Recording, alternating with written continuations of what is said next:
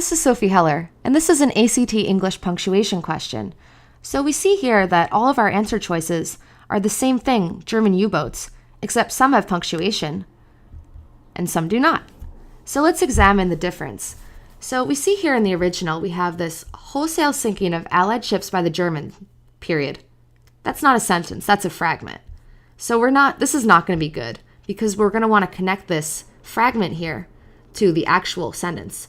U-boats almost swung the war in favor of the Central Powers. So let's get rid of choice number 1. Choice number 2. Wholesale sinking of Allied ships by the German U-boats almost swung the war in favor of the Central Powers.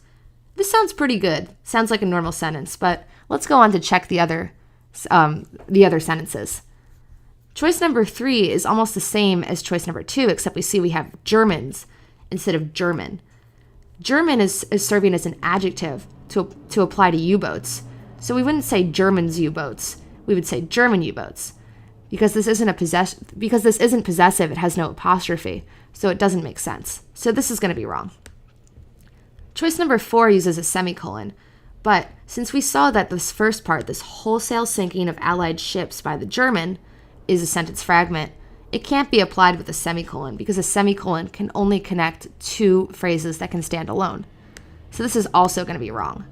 So German U-boats, this one with no semicolons, which will be correct because it will create just one full sentence.